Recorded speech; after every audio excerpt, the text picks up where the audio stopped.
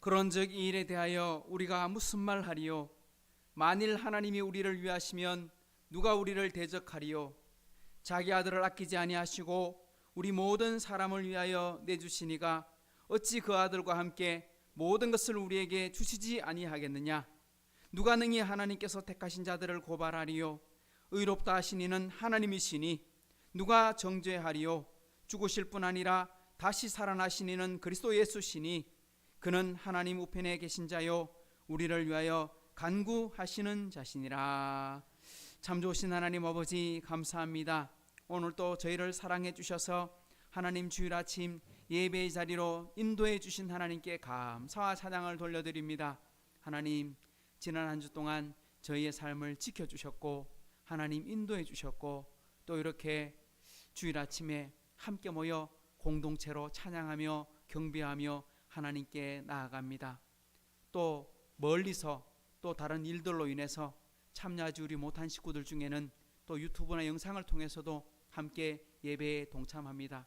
어느 곳에 있든지 하나님, 우리가 하나님 안에 한 가족이 되었고 자녀가 되었고 하나님 함께 사랑을 나누는 공동체가 되온 줄을 믿고 함께 감사하게 하여 주시고 우리 하이섬교회를 기억하여 주사 참으로 하나님이 기뻐하시는 교회가 되도록 인도해 주시고 우리 모든 성도들의 삶에 복과 은혜를 내려 주옵소서.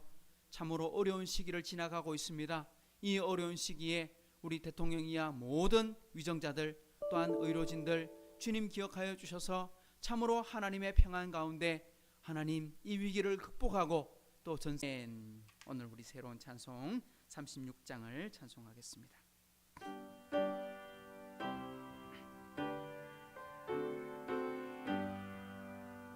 주 예수 이름 높이어 다 찬양하여라. 금멸유관을 들여서 만유의 주 찬양. 금멸유관을 들여서 만유의 주 찬양.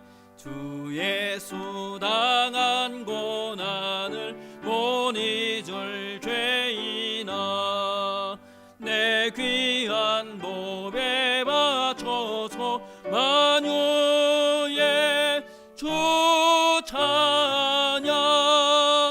내 귀한 몸에 바쳐서 만유의 주 찬양. 이 지구 위에 거하는 온 세상 사람들 그 크신 위엄 높여서 만유의 주 찬양. 그 크신 위엄 높여서 만유의 주 찬양. 주 믿는 성도다 함께 주 앞에 엎드려 무궁한 노래 불러서 만유의 주 찬양. 무궁한 노래 불러서 만유의 주 찬양.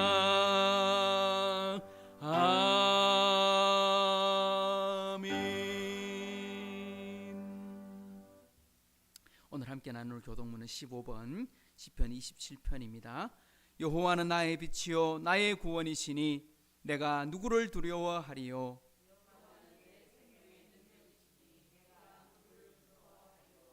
악인들이 내 살레를 먹으려고 내게로 왔으나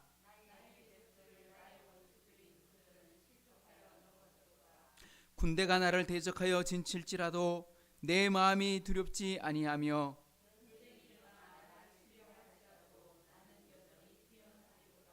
내가 여호와께 바라는 한 가지 일 그것을 구하리니 곧 내가 내 평생에 여호와의 집에 살면서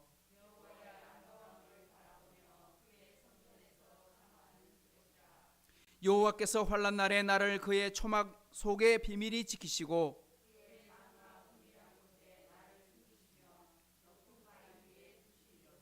이제 내 머리가 나를 둘러싼 내 원수 위에 들리리니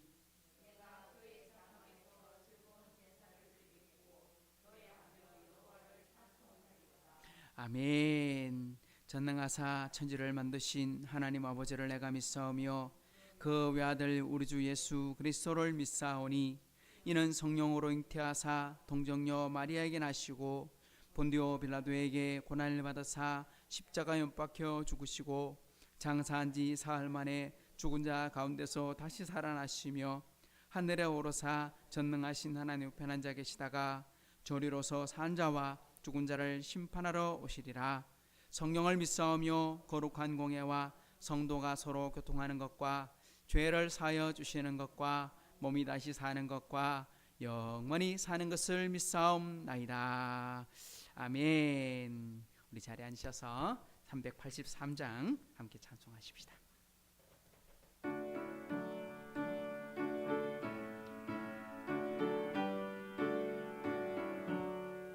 눈을 들어 산을 보니 도움 어디서나 천지 지은 주 하나님 나를 도와주시네.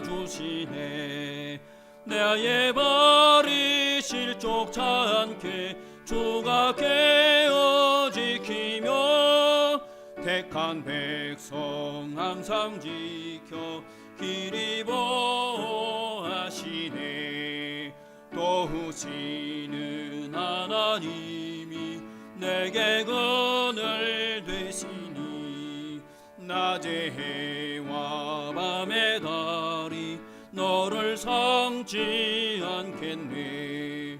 내게 화를 주지 않고 오늘 보호하시며 너의 출입 지금부터 영영 인도하시리. 아멘. 이제 우리 방혜원 자매님께서 기도해 주시겠습니다. 기도드리겠습니다. 사랑과 은혜가 풍성하신 하나님 아버지, 오늘 주일 하나님과 만나고 풍성한 교제를 나눌 수 있는 이 귀한 자리에 이렇게 하이섬교회 성도들이 모이게 하시니 감사합니다. 아멘. 한 주간 또 주님이 지켜주시는 그 안에서 잘 지내고 건강한 모습으로 다시 서로를 만나게 하시니 참으로 감사합니다. 지난 한 주간 주님이 지켜주신 안에서 살아가면서 우리가 진정 예수님의 가르침대로 살았는지 내 주관과 내 생각이 먼저였는지를 돌아봅니다. 범사의 기쁨과 감사함으로 살아라. 나와 내 가족, 내 이웃을 사랑하고 섬기라는 그 가르침에 잠시라도 부끄러운 모습이 있었다면 이 시간 하나님 앞에 고백하고 회개하기를 원합니다. 오늘 이 예배가 다시금 말씀을 마음에 새기고 말씀에 순종하며 살아가기를 다짐하는 시간이 되기를 원하오니 주님께서 각 사람에게 은혜와 복을 더하여 주세요. 하이섬교회 5주년 감사 예배를 위해 기도합니다. 각 사람의 마음이 기쁨과 감사로 채워져 준비하는 과정에서부터 하나님을 기쁘시게 하는 행사가 되기를 바랍니다. 또 하나님과 이웃을 섬기는 교회답게 이웃들에게 나누며 섬기는 기회가 되도록 모든 과정을 하나님께서 주관하여 주세요. 이번 기회를 통해서 우리 하이섬교회가 더욱 목소리 높여 하나님을 예배하고 섬기는 교회가 되도록 하나님의 넘치는 은혜가 있기를 원합니다. 하이섬교회에 다녀가셨던 분들, 그리고 우리가 더욱 사랑해야 할 분들을 생각하며 준비하여 그들이 하나님의 사랑을 우리를 통해서 조금이라도 느낄 수 있게 되는 계기가 되기를 바랍니다. 포기하지 않으시는 하나님, 우리를 복음의 통로로, 축복의 통로로 사용하여 주세요. 우리 교회 아프신 분들을 위해 기도합니다. 병을 주시는 분도, 병을 온전히 낫게 하시는 분도 하나님이심을 압니다. 치유의 하나님, 몸이 아파서 병원 치료를 받고 계시는 분들을 살펴주시고 하나님의 손길로 깨끗게 해주세요. 또 회복 중에 계시는 분들에게도 빠른 회복을 허락하여 주셔서 불편함 없이 함께 예배드릴 수 있는 귀한 날들을 허락하여 주세요. 오늘 예배에 나오고 싶지만 다른 곳에서 일하고 있거나 공부하고 있어서 혹은 다른 사정이 있어서 나오지 못하시는 분들에게도 동일한 크신 은혜를 더하여 주시고 그분들의 삶을 하나님의 강한 팔로 붙들어 주시고 인도하여 주세요. 오늘 예배를 위해 주방 봉사로 또 방송으로 찬양으로 또 마음으로 준비하고 섬겨주시는 모든 분들의 귀한 섬김을 기억해 주시고 함께 예배드리는 모든 식구들이 크신 은혜와 복을 받을 수 있도록 주님께서 더하여 주세요.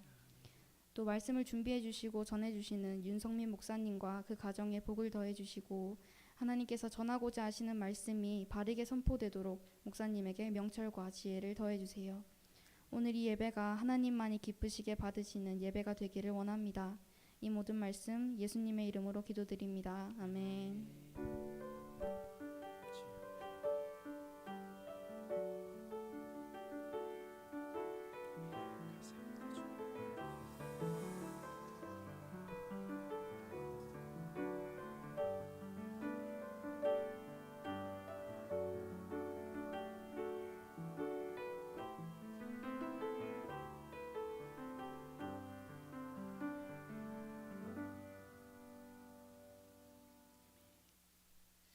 오늘 우리에게 주시는 하나님의 말씀은 느헤미야 8장입니다. 느헤미야 8장 1절부터 우리 마지막 18절까지 같이 성경을 가능하면 찾으셔서 한 절씩 앞에 화면도 있지만 저와 여러분이 같이 보도록 하겠습니다.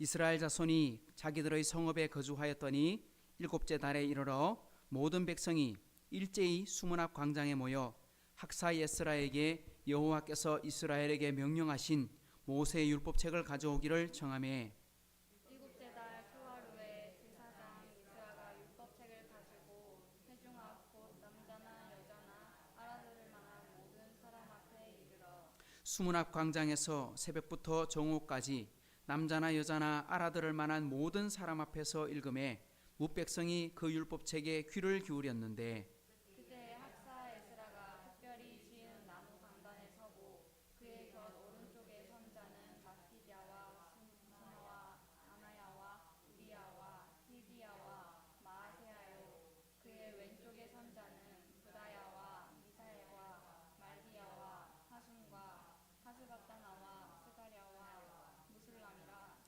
에스라가 모든 백성 위에 서서 그들 목전에 책을 펴니 책을 펼 때에 모든 백성이 일어서니라.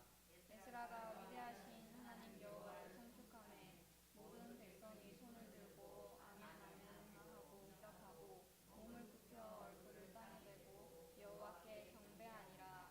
예수아와 바니와 셰레바와 야민과 악굽과 사부대와 호디야와 마아세아와 그라다와 아사랴와 요사박과 하난과 블레야와 레위 사람들은 백성이 제자리에 서 있는 동안 그들에게 율법을 깨닫게 하였는데 하나님의 율법책을 낭독하고 그 뜻을 해석하여 백성에게 낭독하는 것을 다 깨닫게 하니 백성이 율법의 말씀을 듣고 다 우는지라. 총독 느헤미야와 제사장 겸 학사 에스라와 백성을 가르치는 레위 사람들이 모든 백성에게 이르기를 오늘은 너희 하나님 여호와의 성일이니 슬퍼하지 말며 울지 말라 하고 느헤미야가 또 그들에게 이르기를 너희는 가서 살찐 것을 먹고 단 것을 마시되 준비하지 못한 자에게는 나누어 주라. 이 날은 우리 주의 성일이니 근심하지 말라. 여호와를 인하여 기뻐하는 것이 너희의 힘이니라 하고 레위 사람들도 모든 백성을 정숙하게 하여 이르기를 오늘은 성일이니 마땅히 조용하고 근심하지 말라 하니 모든 백성이 곧 가서 먹고 마시며 나누어 주고 크게 울고 하니 이는 그들이 그 읽어 들려준 말을 갈피 알지라. 그 이튿날 뭇백성의 족장들과 제사장들과 레위 사람들이 율법의 말씀을 밝히 알고자 하여 학사 에스라에게 모여서 율법에 기록된 바를 본즉 여호와께서 모세를 통하여 명령하시기를 이스라엘 자손은 일곱째 달 절기에 사막에서 거할지니라 하였고 또 일러스되 모든 성읍과 예루살렘에 공포하여 이르기를 너희는 산에 가서 감람나무 가지와 덜감람나무 가지와 화석류나무 가지와 종려나무 가지와 기타 무성한 나무 가지를 가져다가 기록한 바를 따라 초막을 지어라 하라 한지라. 백성이 이에 나가서 나뭇가지를 가져다가 혹은 지붕 위에 혹은 뜰 안에 혹은 하나님의 전뜰에 혹은 숨은 광장에 혹은 에브라임 문 광장에 초막을 짓되 사로잡혔다가 돌아온 회중이 다 초막을 짓고 그 안에 거하니 눈의 아들 여호수아 때로부터 그날까지 이스라엘 자손이 이같이 행한 일이 없었으므로 이에 크게 기뻐하여 에스라는 첫날부터 끝날까지 날마다 하나님의 율법책을 낭독하고 우리가 이래 동안 절기를 지키고 여덟째 날에 규례를 따라 성회를 아멘. 아멘. 자, 우리 오늘 교회 소식을 잠시 나누도록 하겠습니다. 우리 성경 공부가 오후 시간에 계속되고 있는데요. 오늘은 6과 그리스도인의 교제하는 생활 하는 제목으로 우리 공부를 계속 이어나가십시다. 그리고 우리 다음 주는 맥주감사 주일입니다. 우리 11월 셋째 주에는 추수감사 주일, 다음 주는 맥주감사 주일. 이렇게 감사 주일이 두 번 있는 것은 의미가 있어요. 한 번은 지난 6개월을 돌아보면서 1월 달부터 지금까지 우리가 어떻게 살았는가, 하나님께서 어떤 은혜를 주셨는가 돌아보고 감사해라. 그리고 추수감사절 때는 지난 1년들을 한번 다 돌아보고, 그러니까 항상 범사에 감사하려면 뭐 해야 돼요? 돌아볼 줄 알아야 되거든요. 그래서 돌아보는 것을 살펴라 하고 헌금을 준비하는 겁니다. 그래서 우리 감사한 대로 우리가 헌금을 해주시고, 뒤에 보면 맥주 감사 헌금 봉투가 따로 준비되어 있습니다. 헌금해 주시고 우리 절기 헌금은 모아서 이웃을 섬기는 곳에 우리가 사용하게 됩니다. 그리고 우리 두 주 지난 우리 7월 첫째 주일은 하이섬교회가 세워지고 5번째 우리 생일을 맞이하게 됩니다. 그래서 지금 코로나 전국이라서 많은 분들을 초대하거나 이러기에도 좀 부담스럽고, 집회를 하기에도 또 부담스럽고, 그렇다고 해서 안 하자니 또 그렇고, 그래서 우리 가능하면 우리 교회 식구들 다 모으고, 또 우리 지금 평일날 우리 교회 오셔서 같이 운동하시는 분들도 계시는데 그분들도 한번 초대해서 그냥 간단하게 우리 예배를 드리고 우리 선물 나누고, 그렇게 우리 올해는 지나가면 좋겠다 싶어서 계획하고 있습니다. 지난 주 중에 우리 교회 예배를 출석하셨고 등록했던 분 중에 우리 김상진 사장님 계십니다. 우리 중동 수족관, 물속 수족관, 우리 교회는 수족관이 2집이나 있는데요. 두 분이 지금 다 요즘 열심히 넣어지는 않고 계십니다. 지난주에 통화도 했고 식사도 같이 했고, 그러니까 중동 김상진 사장님하고 식사를 못했는데 이광희 성도님과는 식사하고 같이 그 다음 주에 우리 생일인데 꼭 시간을 내서 와 주십시오 하니까 예 그래 보겠습니다 하는 기라, 어이구 깜짝이야. 안 됩니다 할 줄 알았더만 된다 하는 기라. 그래서 다음 주 중에 다시 한번 우리 쳐들어가 가지고 밥도 먹고 또 이렇게 안내들 해드리려고 합니다. 그리고 우리 교회 오셔서 같이 운동하시는 분들이 한 10명 가까이 돼요. 지금 12분?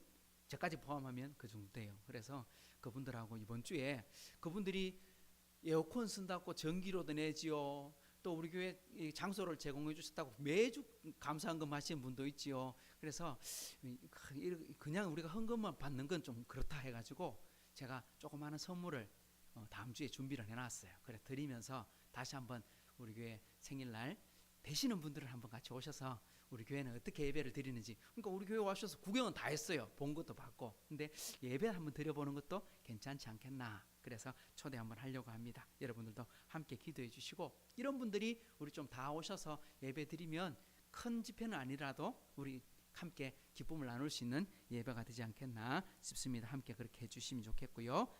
저는 화요일 날 북한 선교회 기도 모임을 인도하고 돌아오도록 하겠습니다. 함께 기도해 주시면 좋겠습니다. 하나님 앞에 우리 먼저 예물 드립니다. 11조 드립니다. 이숙희 사모님, 제가 말씀드렸던 운동하시는 분 중에 우리 민정옥 씨, 날마다 은혜임을 깨닫게 하시는 하나님께 감사드립니다. 윤선 목사 드렸고요. 우리 조태수 씨, 이분 꼭 예수 믿어야 될 분들입니다. 김옥자 권사님 성경금 드리셨습니다. 한번 기도하고 말씀 나누겠습니다. 좋으신 하나님 아버지 감사합니다. 오늘도 복되고 귀한 주일 아침에 우리가 함께 주님께 나아갑니다. 이날에 복을 주시고 이날에 기쁨을 주시고, 하나님 무엇보다도 하나님께서 세상을 너무너무 사랑하셔서 아들을 주시기까지 사랑해 주셨는데, 이 사랑을 나누는데 우리 하이섬교회를 사용해 주옵소서. 또 참여한 성도들이 11조를 구별하여 드리고 또한 감사의 제목을 함께 드립니다. 드리는 분들 중에는 교회를 예배를 드려본 적은 없는데도 이렇게 함께 참여하고 동참합니다. 그 모든 분들이 예수 믿고 구원받는 은혜도 허락해 주옵소서. 교회를 오는 것만 아니라 예수 믿고 구원받아 하나님의 자녀되는 큰 복을 받아 누리게 해 주옵소서. 오늘 우리 참여한 우리 식구들 모두에게도 더 큰 은혜와 복을 내려 주옵소서. 오늘 또 말씀을 준비한 부족한 종에게도 함께 은혜 주사 이 말씀을 깨닫고 함께 이 말씀에 순종하는 복도 허락해 주옵소서. 감사드리며 예수님의 이름으로 축복하며 기도하옵나이다. 아멘. 할렐루야. 오늘은요 원래 그 다음 주 중에 생일이 있어요. 우리 6월 달에 생일이 몇 사람 있는데 생일이 누구냐니까 우리 준혁이가 6월 25일 6.25 때 태어났거든요. 그래서 오늘 생일 축하해 줘야 되는데 서울에서 그 직장 생활하고 있어 내려오지 못하니까 우리 축하는 우리 주중에 축하하고, 지난주에 또 우리 미역국 묻잖아요. 그래서 오늘은 미역국 대신에 그 콩나물국으로 대신 대체해서 우리 함께, 하지만 주중에 생일 있을 때 함께 축복해 주고 축하해 주십시다. 그리고 오늘 우리 지은이 어머니 우리 이경숙 성도님께서 한참 만에 다시 오셨는데 몸 건강하시지요? 우리 박수 한번 하십시다. 아유 감사합니다. 지난번 우리 코로나 때 방역에 같이 동참하고 참 쉽지 않은 일인데 그 일에 동참했던 일들도 함께 우리 그 이야기 한번 들어보자 했는데 듣지는 못했습니다. 아직 해결이 된 게 아니니까 우리 같이 기도해야 될 의무도 있고 또 한번 소개하면서 시간을 우리 식사 시간에 한번 또 나눔을 가지면 좋겠습니다. 오늘 본문 8장은요 지난 7장을 이어서 연결되는 내용으로 이루어져 있습니다. 어쩌면 한 걸음 더 들어가는 이야기라고 볼 수 있습니다. 예루살렘 성전이 완공되고 난 이후에 한 10여 년이 넘는 시간 동안 성벽이 지어지지 못해서, 그러니까 집은 지었는데 뭐라고 해야 될까? 보호막이 없다. 교회를 지키는데 울타리를 짓지 못했다. 그런 의미에 생각해 보면 되겠습니다. 그래서 성벽을 짓는데 성이라고 하는 건 작지 않잖아요. 우리나라도 서울에 올라가 보면 한성, 지금은 동대문, 남대문 문들만 남아있지 성벽이 남아있지는 않잖아요. 큰 성을 완공하는데 예루살렘 성도 그렇거든요. 그것도 해발 900m 꼭대기에다가 산 위에다가 성을 완공하는 거니까 얼마나 힘들겠어요. 근데 그 일을 단 52일 만에, 그러니까 2달이 되지도 않은 시간 속에 모든 백성들이 함께 동참해서 낮에 일하고 밤에 또 성을 지키고 그렇게 세워서 나가서 52일 만에 성벽을 완공했어요. 성벽을 완공하는데 마지막에 해야 될 작업이 뭐냐? 성문을 다는 거예요. 그러니까 성벽 다 쌓아놓고 문 다 틀어막아 버리면 들어가고 나가갈 수 없잖아요. 그러니까 성문을 만들어서 들어오게 하고 나오게도 하고 그렇게 성벽을 완공했어요. 7장에 보면 성문을 달고 난 이후에 무엇을 해야 될까? 새로운 시작을 해야 되는데 그러면 이제는 어떻게 살아야 될까? 그런 이야기를 했다 했습니다. 이제는 무슨 일을 해야 될까? 이 순서가 여러분 되게 중요해요. 로마서를 읽던 에베소서를 읽던 우리 성경을 읽어보면 이 순서가 굉장히 중요해요. 로마서를 읽어보면 1장부터 11장까지 읽어보면 우리가 무엇으로 구원을 받는가? 믿음이 무엇인가? 무엇을 믿어야 할 것인가? 누구를 믿어야 할 것인가? 그러니까 믿음의 대상, 믿음의 중요성, 믿음의 순서 이런 것들을 1장부터 11장까지 쫙 설명해 줍니다. 그걸 예를 듭니다. 다윗의 예를 들기도 하고 아브라함의 예를 들기도 하고 그렇게 설명을 해줍니다. 그러면 끝난 건가요? 아니죠. 예수 믿어 구원받았습니다. 그러면 오늘 당장 천국 가나요? 그건 아니죠. 천국 가기 전까지 우리 땅에 살아야 돼요. 그러면 어떻게 살 것인가? 우리 지난주의 주제와 똑같은 거예요. 12장부터 16장까지는 어떻게 생활할 것인가? 예수 믿는 사람은 이렇게 살아야 한다 하고 설명해 줍니다. 세상을 따라가지 마라, 영적 예배를 드리고 살아라, 원수로 원수로 갚지 말고 선으로 악을 이겨라, 뭐 이런 여러 가지 이야기들을 로마서에서 설명해 주고 있습니다. 한 손에는 믿음, 한 손에는 삶, 다른 말로 하면 행동, 이것으로 말하고 있죠. 우리 야고보서 공부할 때도 뭐라고 이야기했습니까? 믿음만 있는 게 아니라 뭐도 있어야 된다? 행함도 있어야 된다. 그러면 행함만 있으면 되는가? 그것도 아니다. 믿음이 반드시 함께 있어야 된다. 그래서 우리 야고보서에 보면 믿음이 그의 행함과 함께 일하고 행함으로 믿음이 온전해진다 이렇게 말씀했죠. 그러니까 믿음과 행함은 떨어지는 게 아니라 함께, 우리 그 자동차가 바퀴 4바퀴로 가는 것처럼, 그죠? 수레가 2바퀴가 있어야 굴러가는 것처럼 바퀴 하나만 있어서는 안 된다 이 말이에요. 어떻게 살아야 하는가? 이 질문에 느헤미야가 제일 첫 번째 질문의 답을 뭐라고 했습니까? 우리 지난 시간에 복습을 한번 해볼까요? 첫 번째는 뭘 세웠다? 사람을 세웠다. 문지기를 세워야 될 거 아니에요. 성문 달아놓고 성문을 지키는 사람이 있어야 되고 성문 열어주는 사람이 있어야 될 거 아니에요. 그래서 문지기를 세웠다. 노래하는 찬양대원을 세웠다.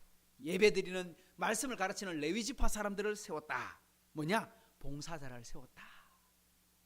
제가 말씀드렸죠? 느헤미야서는 교회를 세워나가는 이야기. 그러니까 교회는 목회자만, 목사님만 있는 게 아니에요. 목사님 혼자서 교회를 세워나갈 수 있는 게 아니에요. 누가? 우리 다 세워나가는 거예요. 목회자도 엄밀하게 따지면요, 성도라고 하는 이름에서 같이 있어야 돼요. 뭐 목사는 성직자 이래갖고 성도와 다른 사람입니까? 아닙니다. 이름 안에는 다 포함돼요. 목사도 성도고요, 집사님도 성도고요, 장로도 다 성도예요. 근데 성도는요, 모두가 다 한 가지 일은 해야 돼요. 굉장히 중요한 거예요. 그러니까 가만히 있는 사람은 필요 없어요. 다 일을 해야 돼요. 어떤 사람은 기도하고, 어떤 사람은 청소하고, 어떤 사람은 설거지하고, 어떤 사람은 예배드리고, 어떤 사람은 찬양대하고, 교사하고. 그러니까 내가 할 수 있는 일은 뭔가 찾아봐야 돼요. 우리 오늘 영상 작업도 하지요. 우리 뒤에 우리 지금 오늘 준비해놨죠. 이제 우리 온도 제기를 했지요. 우리 재훈이는 간만에 왔는데 어제 저한테 카톡을 보냈어요. 목사님, 이제 찬양팀에 복귀하도 되겠습니까? 하겠습니까? 당연히 됩니다. 하지. 얼마나 감사한지. 그런 거예요. 잘하고 못하고가 중요한 게 아니에요. 모두가 다 일을 하는 거예요. 그래서 제가 말씀드렸죠. 전 성도의 간부와 우리 다 일을 해야 돼요. 그러니까 절대 그냥 있으면 안 돼요. 그러니까 우리 교회 오셔서 한 뭐 6개월 동안 생활하고 다른데 원래 고향으로 돌아가야 그래도 해야 돼요. 왜? 그게 은혜거든요. 내가 은혜 받았다, 내가 하나님 만났다, 그럼 그냥 가만히 있으면 안 돼요. 열심히 일을 해야 돼요. 그러면 이렇게 일하는 사람들이 가져야 될 태도가 있어요. 뭐냐? 어떤 사람을 세워야 될까? 다르게 말하면 그럼 나는 어떤 사람으로 교회에 하나님께 봉사할 수 있을까? 어떤 사람이라고 했습니까? 충성스러운 사람이요, 하나님을 경외함이 무리 중에 뛰어난 사람이더라, 이렇게 말을 했어요. 쉽게 말하면 일도 잘하고 뭐도 좋고 신앙생활도 잘하는 사람, 이런 말입니다. 믿음도 좋고 일도 잘하고 충성스러운 사람, 그런 말을 하고 있습니다. 이런 일꾼이 가져야 할 태도는 어떤 태도냐? 맡은 자에 구할 것은 충성이다, 이렇게 말했어요. 다르게 말하면 내가 작은 일을 맡았든지 큰 일을 맡았든지 꾸준히 하는 게 중요하다, 이 말입니다. 우리 성경을 읽고 우리가 봉사를 할 때도 하루 이틀 하고 마치는 게 아니라 계속 언제까지? 주님 오실 때까지 하는 거예요. 그러면 하나님이 그곳에 상을 주시는 겁니다. 그렇게 이제 9장으로 넘어옵니다. 이제 본격적으로 어떻게 살아가는지 삶의 모습을 이제 보여줍니다. 삶의 모습을 보여주는데 오늘 또 저는 한 3가지로 나눠서 여러분에게 한번 소개해 주고 싶습니다. 한번 따라 할까요? 말씀으로 돌아가라 하십니다. 자, 첫 번째, 우리가 어떻게 살아야 될까 말을 하는데, 느헤미야는 이 사람들을 데리고 어떻게 인도해 나갈까? 어떤 삶을 살아야 될까? 어디로 돌아가자? 그러니까 특별히 새로운 게 아니에요. 우리 새로운 거 배우는 게 아니에요. 언제나 우리는 어디로 돌아가야 되느냐? 말씀으로 돌아가야 된다. 이게 종교교회의 정신이고요. 이게 하나님의 말씀의 가장 중요한 주제예요. 오늘 말씀 1절을 같이 읽어보십시다. 시작. 이스라엘 자손이 자기들의 성읍에 거주하였더니 7째 달에 이르러 모든 백성이 일제히 수문학 광장에 모여 학사 에스라에게 여호와께서 이스라엘에게 명령하신 모세의 율법책을 가져오기를 정했더라, 이렇게 되어 있습니다. 공사 다 마쳤습니다. 7월 달이 되었습니다. 7월 첫째 날에 되었을 때 백성들이 다 성전 예루살렘 성으로 다시 모였어요.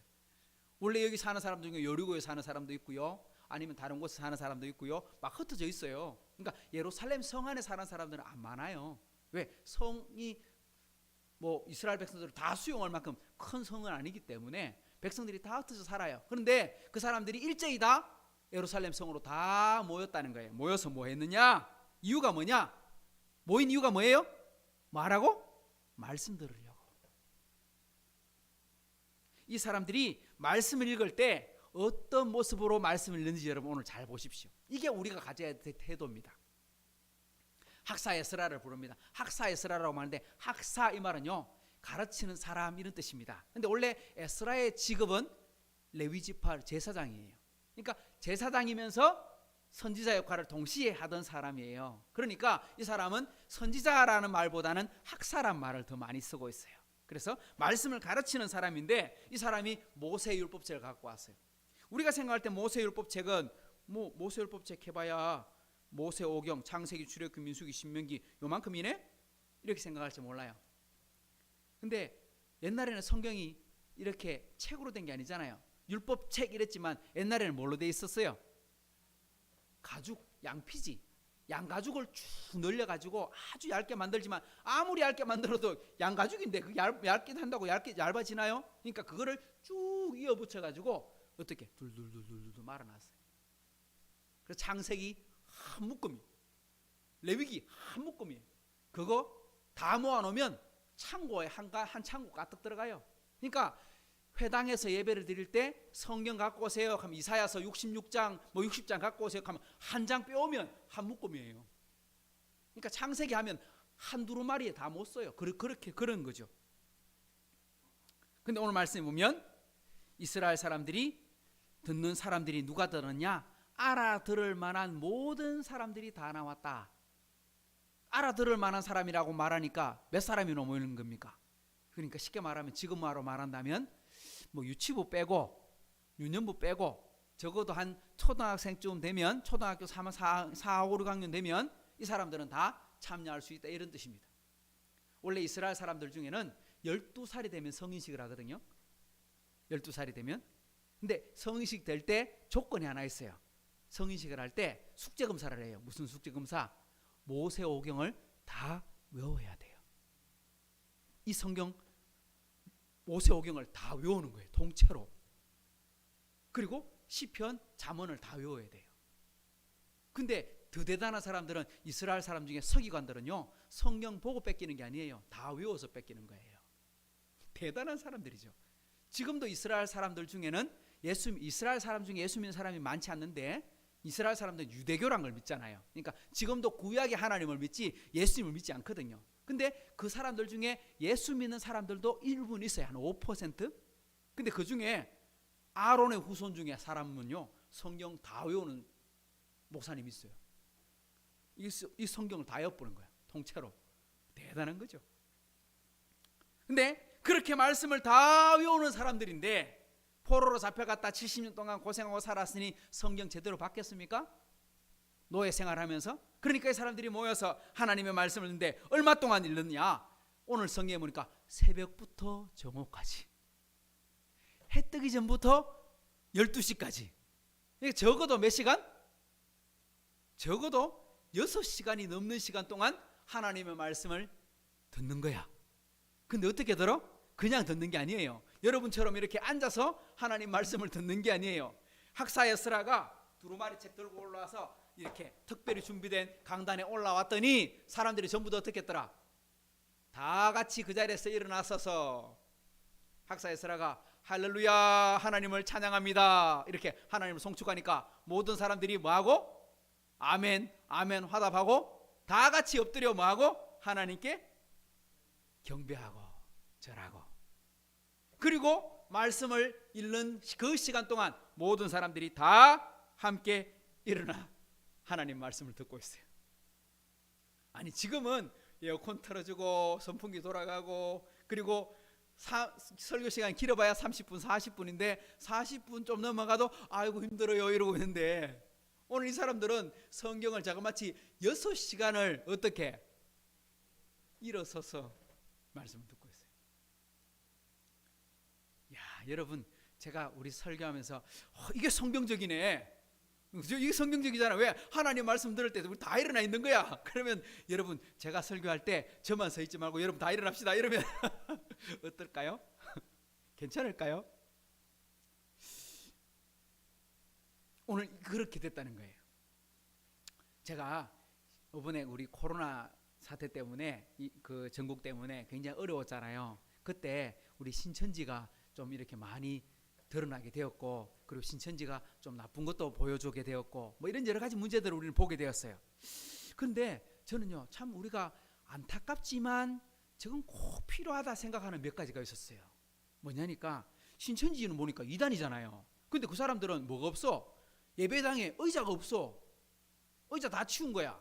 왜 치우냐? 이유를 들어봤더니 뭐냐니까 아니 살아계신 하나님께 예배를 드리면서 어떻게 편안하게 앉아서 예배를 드리냐고. 그래서 다 무릎 꿇고 그리고 방석 놓고 그리고 예배를 드린대. 진짜 말 그대로 엎드려 절하면서. 야, 이단이긴 한데 예배 태도는 참 발라. 이단인데 참 문제야. 우리가 더 정상인데 우리도 저래 살아야 되는데, 이런 생각을 했어요. 여러분, 우리가 이렇게 앉아서 예배 드리는 모습 있잖아요. 그리고 여러분 생각할 때 우리 교회는 지금 이제 좀 교회를 지어서 예배를 드리는 것이 아니기 때문에 모양이 그렇지 않는데, 현대의 교회를 여러분 잘 생각해 보세요. 앞에 강대상이 있어요. 그리고 회중이 있어요. 그리고 이쪽에는 뭐가 있어요? 보통 찬양대가 있어요. 옛날에는 여기 뭐 있었어요? 또 장로님들이 앉아 있는 당회석, 이런 식으로 쉽게 말하면 지도자들이 앉는 자리가 이렇게 만들어져 있었죠. 이게 무슨 구조인지 알아요? 이게요, 옛날 초대 교회 때부터 만들어졌던 전통이었어요. 처음에 교회를 다니는 예수 믿는 사람들은 박해를 너무너무 심하게 받아서 300년 동안 예수 믿는 자유가 없었어요. 그래서 지하로 로마에 가면 카타콤이라고 하는 지하 무덤에서 숨어 살았어요. 그 소아시아에 가면 그 동굴 뚫어 가지고 동굴 속에서 사람들이 숨어서 예배를 드리고 살았어요. 숨어서 쉽게 말하면 피난 생활한 거예요. 그러다가 313년 콘스탄티누 황제가 이제 예수 믿는 사람들 다 자유, 이제 박해 안 할게, 이제 안 괴롭힐게, 예수 믿는 거 마음대로 해. 그래서 밀라노 칙령이라는 걸 발표했어요. 그러니까 신앙의 자유를 얻은 거예요. 393년에 데오도시우스 황제는 393년 80년 만에 데오도시우스 황제는 어떻게 선언하느냐면, 이제 로마 우리나라의 국교는 기독교야. 그래서 모두가 다 예수 믿어. 그렇게 이야기를 한 거예요. 그러니까 이제 이 사람들이 예배 드리러 올 수 있잖아요. 그럼 예배를 드리려고 하니까 뭐가 필요해요? 건물이 필요하죠. 근데 건물 지을 수 있는 시간은 없잖아요. 그러니까 황제가 성도들한테 뭘 제공해 줬냐니까 예배당을 제공해 줬어요. 뭘 제공해 줬냐? 재판소를 교회로 쓰라. 주일날 재판소는 문을 닫고 일을 하지 않으니까 그곳에서 예배를 드려라. 그래서 우리 교회, 전통적인 교회의 모습은요, 딱 그게 옛날 재판받는 모습하고 똑같은 거예요. 앞에 뭐가 있어요? 법대, 설교단이 있고, 앞에 회중석이 있고, 옆에 정인석, 변호인석, 이렇게 돼 있는 거예요. 그게 찬양대, 당회석, 이렇게 모양으로 갖춰진 거예요. 지금 우리의 모습이 그런 구조로 이루어져 있거든요. 근데 여러분, 오늘 말씀, 하나님의 말씀을 듣는 모습을 여러분 다시 한번 기억해 보세요. 세 가지가 등장하죠. 모든 백성들이 하나님의 말씀을 들을 때 어떻게 했다? 다 일어났다. 다 같이 하나님께 굽혀 경배했다. 그리고 아멘, 아멘 화답했다. 이 태도가 굉장히 중요한 거예요. 여러분, 이 정신을 기억해야 돼요. 쉽게 말하면 하나님의 말씀을 어떻게 받아들였다? 태도, 무릎 꿇어 경배했다는 건요, 항복, 인정합니다, 하나님이 최고입니다, 이거 선언하는 거거든요. 이런 마음으로 어떻게 해야 돼요? 말씀을 받아야 된단 말이에요. 우리 예배 드릴 때 이런 태도로 와야 된다는 거예요. 말씀으로 돌아간다는 것은 하나님 앞에 바른 태도를 가지는 것. 하나님 앞에 바른 태도, 이걸 다른 말로 하면 뭐라고 하니까 한번 따라합시다. 경건. 그런 말로 하는 거예요. 하나님께 돌아가는 태도. 우리가 하나님 앞에 나아갈 때도 다 같이 일어나서 하나님께 우리 나아가잖아요. 우리 예배 시간 시작할 때 우리 다 함께 일어나십시다. 왜 그러냐? 왜 일어날까요? 태도를 바르게 하자 이 말이에요. 우리 누구한테 나왔으니까? 하나님께 나왔으니까. 그런 말입니다. 그리고 말씀을 받을 때 어떻게 받아요? 아멘, 아멘. 한 번 아니고 두 번. 다르게 말하면 적극적인 동의. 이거 별로 안 좋아요. 이거 요즘 코로나 시대에는 그 신천지가 왜 그렇게 빨리 그 전파가 됐어요? 비말 전파하는데 왜 그래 됐어요? 아멘, 아멘, 아멘 이래갖고 그래 됐거든. 하도 침을 튀기니까. 근데 그게 자세가, 그 사람들이 보여주는 태도는 좀 쉽게 말하면 약간 너무 과도한 태도지만 굉장히 중요한 거예요.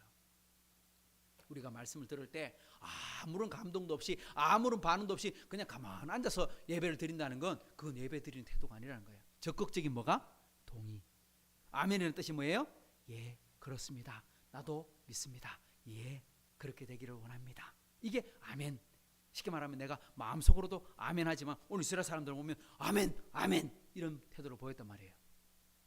그러니까 이단이 이걸 따라한 거예요. 근데 이단이 따라하는 게 아니라 우리가 해야 되는 거죠, 실제로는. 그러니까 우리가 뭐가 필요하다? 적극적인 동의. 제가 말씀을 선포할 때 여러분들이 그 말씀을 들으면서 목사님이 말씀하니까 목사님 혼자 말씀하는 것이다, 이게 아니에요. 우리 다 함께 예배를 지금 드리고 나아가고 있는 거예요. 이게 필요한 거죠. 자, 그러면 두 번째는 한번 봅시다. 둘째는 뭐냐? 한번 따라합시다. 예배를 회복하라 하십니다. 좀 의미가 비슷한데요. 말씀으로 돌아가라 하십니다. 그리고 예배를 회복하라 하고 말씀하는데, 느헤미야에서 말하고 있는 예배를 회복한다, 이 말은요, 그 당시 말로 표현하면 절기를 회복하는 거예요. 절기를 회복한다, 이 말은 다르게 말하면, 지금으로 말하면 예배를 회복한다 하는 말과 똑같은 거예요. 이스라엘 백성들이 왜 7월 달에 모였을까요? 6월 달에 모여도 되잖아요. 8월 달에 모여도 되잖아요. 9월 달에 모여도 되잖아요. 근데 왜 7월 달에 모였을까요? 7월 달에 이스라엘에는 굉장히 중요한 절기들이 있기 때문입니다. 7월 1일 날 뭐가 있는지 아십니까? 오늘 7월 1일 날 모였어요. 7월 1일 날. 7월 1일 날 뭐 하는 날인지 아십니까? 나팔절, 나팔을 부는 날. 7월 10일 날 뭐 하는지 아십니까? 대속죄일. 1년에 딱 하루 대속죄일. 7월 15일부터 일주일 동안 뭐가 있을까요? 초막절. 음력 7월 15일이거든요. 우리나라 말로 하면 음력 8월 15일. 이스라엘 사람들은 우리보다 한 달 빨리 생활하거든요. 요 세 가지 절기가 있는데, 레위기 말씀을 한번 읽어볼게요. 레위기 23장에 보면 24절부터 읽어보면 이렇습니다.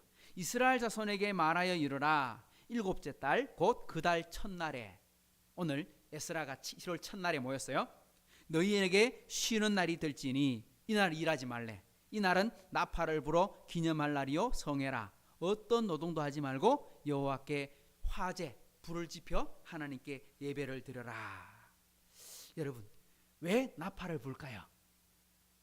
나팔을 왜 불까요?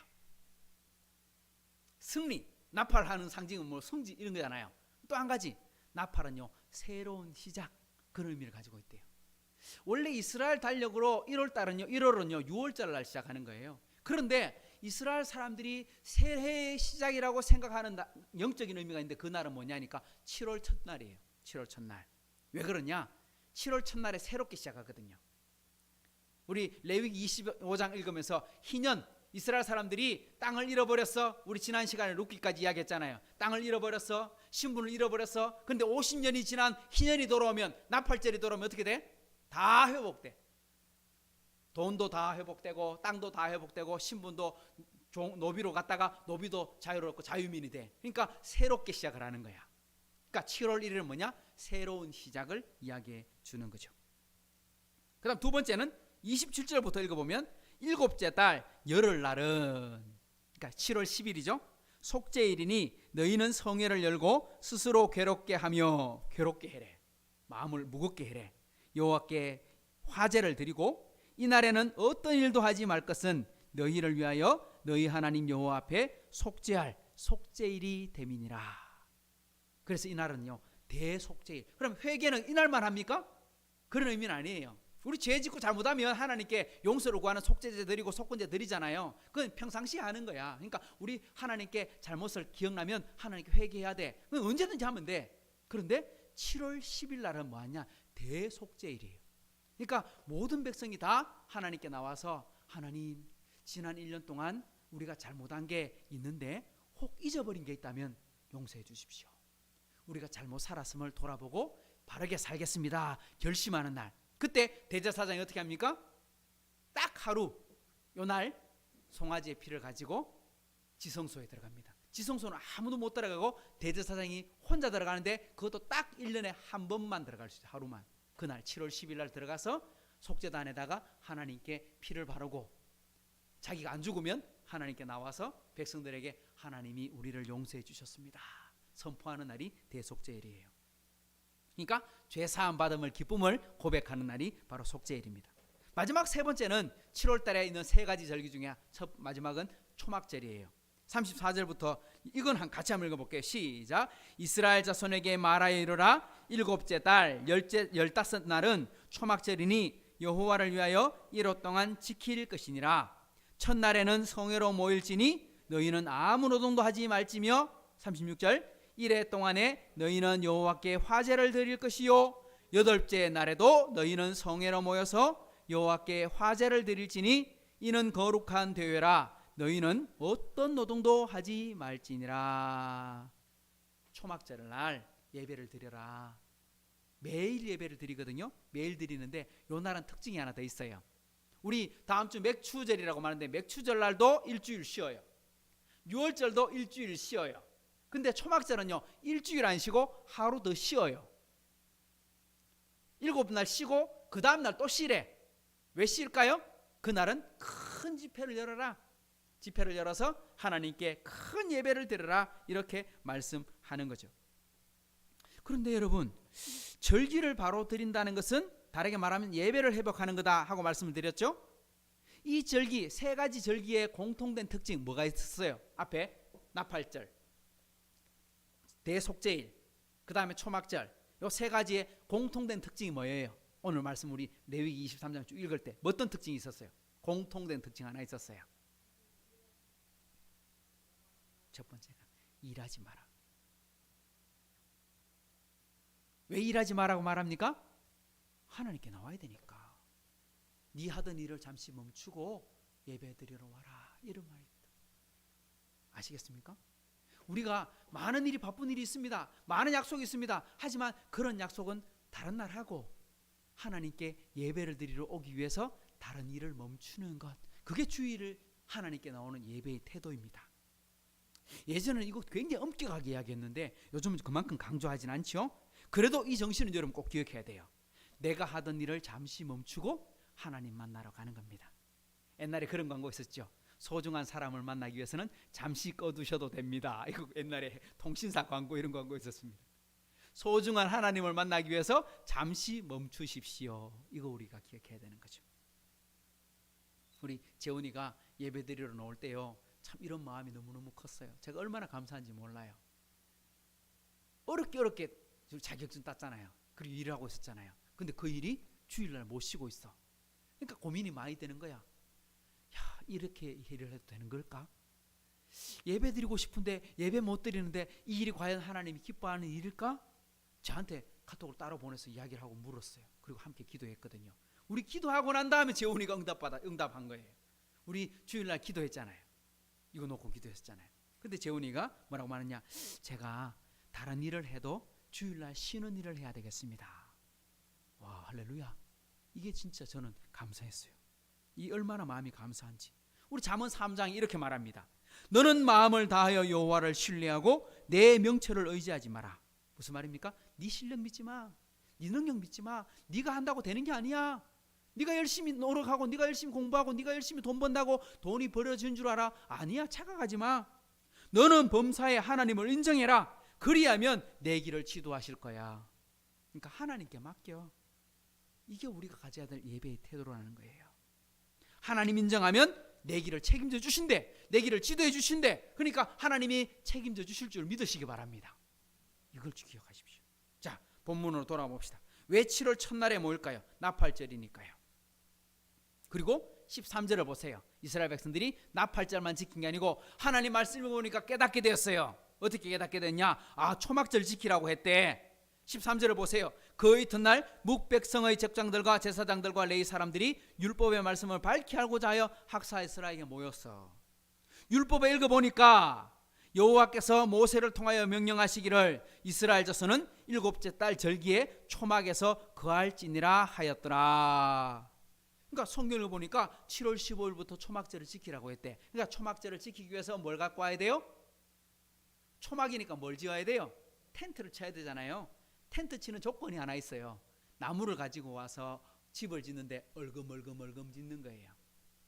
이스라엘 백성들이 광야 40년 동안 광야 생활을 할 때 집을 짓지 못했어요. 왜? 언제든 떠나야 되니까요. 그러니까 매일매일 천막을 쳤어요. 천막 치고 살았거든요. 천막을 짓는다는 게 무슨 의미예요? 이건 내 집이 아니다. 아직 들어갈 집이 멀었다. 앞으로 가야 될 집이 있다. 이런 의미거든요. 그러니까 초막절의 의미는 뭐냐니까 우리가 살 집은 여기 아니고 다른 집이 있다. 어디 있다? 천국이 우리의 집이다. 이걸 말하는 거거든요.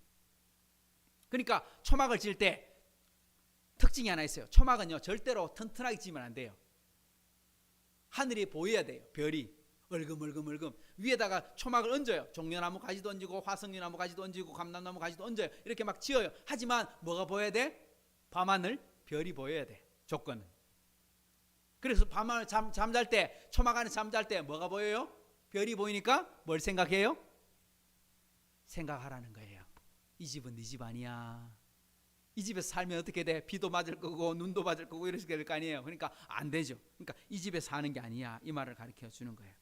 다르게 말하면 본향을 생각해라. 본질을 생각해라. 이런 뜻입니다. 마지막 18절을 보세요. 에스라는 첫날부터 끝날까지 날마다 하나님의 율법책을 낭독하고 무리가 이래 동안 절기를 지키고 일곱째 날에 규례를 따라 성회를 열었느니라. 그러니까 7일 동안 날마다 말씀을 읽고 그리고 난 다음에 열흘째 되는 날은 더 큰 집회를 열었어. 더 크게. 그래서 예수님께서 요한복음에 읽어보면 이런 말씀이 나오죠. 누구든지 목마르거든 내게로 와서 마시라. 그 배에서 나는 생수를 마시는 자는 영원히 목마르지 않을 것이다 하고 말씀했는데 그날이 언제냐? 성경에 보면 이렇게 돼 있어요. 명절 끝날 곧 큰 날에. 그러니까 예수님께서 언제 그 말씀을 했다는 거예요? 초막절 마지막 날 8일째 이런 뜻입니다. 그 말이. 보십시오. 느헤미야가 성벽을 완성하고 어떻게 살 것인가 했더니 말씀으로 돌아가고 예배를 회복하고 그런 삶을 살았다는 거예요. 마지막으로 생각해 볼 것은 오늘 말씀의 제목입니다. 한번 따라합시다. 여호와를 기뻐하는 것이 우리의 힘이라 하십니다. 이렇게 절기를 지키는 동안 하나님 말씀을 들었어요. 말씀을 공부했어요. 제사장들이 말씀을 선포하고 그 에스라가 말씀을 선포하고 그랬더니 백성들이 어떨까요? 그 말씀을 들을 때 어떨까요? 오늘 말씀 8절을 보세요. 하나님의 율법 책을 낭독하고 그 뜻을 해석하여 백성에게 낭독하는 것을 다 깨닫게 했다. 깨달았더니 사람들이 어떻게 했더라? 9절 보세요. 백성이 율법의 말씀을 듣고 다 우는지라. 말씀을 들었더니 어떻게 됐어? 사람들이 다 울었어. 왜 울었을까요? 우리가 이렇게 안 살았거든. 우리가 이렇게 못 살아서 포로로 잡혀갔거든. 우리 조상들이 고생을 했거든. 왜? 하나님 말씀대로 순종하지 않았기 때문에. 말씀을 깨닫고 나니까 뭐가 보여요? 자신의 부족함이 보여요. 여러분, 이게 우리 말씀을 대하는 태도예요. 말씀을 읽었더니 뭐가 보여야 돼요? 내 삶이 보여야 돼요. 우리 예배를 드리다가 뭐가 보여야 돼요? 내 삶에 부족한 것이 보여야 돼요. 여러분, 하나님 만나면요 내 부족함이 드러나게 돼요. 근데 자칫 잘못하면요 이런 사람 가끔 있어요. 아이고, 오늘 우리 목사님 말씀 우리 맘 편히 들었어야 되는데, 우리 딸이 들었어야 되는데, 아니면 어느 집사가 들어야 되는 말씀인데, 착각하고 있는 거예요. 말씀은 거울인데 누구한테 비추는 거예요? 내한테 비춰야 돼요. 내가 어떻게 살 것인가. 하나님께서 내게 뭘 말씀하시나 내가 깨닫고 내가 뉘우치고 내가 돌아서야 되는 것이지 다른 사람한테 적용하면 안 돼요. 그러니까 말씀은 반드시 복음은요 1인칭이 돼야 돼. 내한테 반사하면 안 돼. 반사 이거 느끼야 이러면 안 돼. 이런 거죠. 우리가 왜 이렇게 되었나, 잘못 살았구나 이걸 깨닫게 되었으니까 사람들이 울게 되었어요. 통곡을 하게 되었어요. 우리 뒤에 우리 9장에 넘어가 보면요 통곡하고 회개하는 장면이 나와요. 그런데 느헤미야가 뭐라고 말하냐? 오늘은 울지 마. 오늘은 통곡하는 날 아니야. 오늘은 뭐 하는 날이야? 기뻐하는 날이야. 오늘은 즐거운 날이야. 이 날은 행복한 날이야. 그러니까 지금은 울면 안 돼. 그리고 어떻게 해야 돼? 나누어줘야 돼. 이렇게 말합니다. 느헤미야가 이렇게 말하죠. 오늘은 울지 마라. 오늘은 우는 날이 아니고 기뻐하는 날이다. 오늘 보면 마지막 10절을 한 번만 읽어봅시다. 시작. 느헤미야가 또 그들에게 이르기를 너희는 가서 살찐 것을 먹고 단 것을 마시되 준비하지 못한 자에게는 나누어 주라. 이날은 우리 주의 성일이니 근심하지 말라. 여호와로 인하여 즐거워하는 것이 너희의 힘이니라 하고. 할렐루야. 이게 바로 주일입니다. 주일이 뭐 하는 날입니까? 하나님 만나는 날입니다. 하나님 만나고 기쁨을 회복하는 날입니다. 하나님 만나고 예수 믿고 구원받고 그것을 기뻐하고 감사하는 날이 바로 주일입니다. 우리 예배드리다가 회개할 수도 있어요. 깨달을 수 있어요. 하지만 그 깨달음은 어디로 가기 위해서? 이 큰 기쁨을 누리기 위해서. 야, 세상이 알지 못하는 평안을 주시는구나. 야, 이때까지 몰랐던 기쁨을 내가 알게 되었구나. 정말 하나님 나를 사랑하시는구나. 이것 때문에 정말 죄와 사망의 권세에서 자유를 얻게 된 이 기쁨, 이거 누리는 거예요. 그런데 오늘 반문해 보세요. 이 날은 뭐 하는 날이다? 단 것을 마시는 날이다. 우리나라 말로 표현하면 감주 먹고 사이다 먹고 막 이런 거예요. 쉽게 말하면 잔치하는데 대충 먹을 수 없잖아요. 근데 또 이 잔치를 혼자 먹나요? 아니요, 다 같이 먹는 거예요. 혹여나 준비 못한 사람이 있을 수 있잖아요. 그 사람 어떻게 해? 나눠주라. 그러니까 예배의 의미가 이거예요. 기쁨을 나누는 것. 이게 바로 예수 믿는 사람의 모습인 거예요. 우리는 어떻게 살아야 될까? 이렇게 정리하면 됩니다. 말씀 앞으로 돌아오는 삶, 예배를 회복하는 삶, 하나님으로 인해 기뻐하고 나누어주는 삶을 사는 게 예수 믿고 구원받는 사람이 사는 거예요. 이 느헤미야가 회복한 삶을 우리 모두가 다 함께 누리는 복된 삶이 되기를 축복합니다. 우리 한번 같이 따라하고 옆에 사람의 축복하면서 마치면 좋겠습니다. 자, 따라 외우십시다. 말씀 앞으로 돌아오는 삶을 삽시다. 예배를 회복하는 삶을 삽시다. 하나님으로 인해 기뻐하고 나누어주는 삶을 삽시다. 아멘. 기도하겠습니다. 좋으신 하나님 아버지 감사합니다. 오늘 우리가 예수 믿고 구원받았는데 어떻게 살아야 될까요? 느헤미야가 성벽을 완공하고 어떻게 살아야 될까요? 백성들 앞에 하나님 말씀으로 돌아가자. 예배를 회복하자. 그리고 그 예배를 회복할 때 우리가 슬픈 것도 있고 회개할 것도 있지만, 아니, 오늘은 기뻐하는 날이야. 하나님과 함께 기뻐하고 이것을 모든 사람들에게 나누어 주는 것이 우리가 해야 될 일이야 말씀한 것처럼 오늘 우리 하이섬교회 성도들이 이것을 깨닫게 해 주옵소서.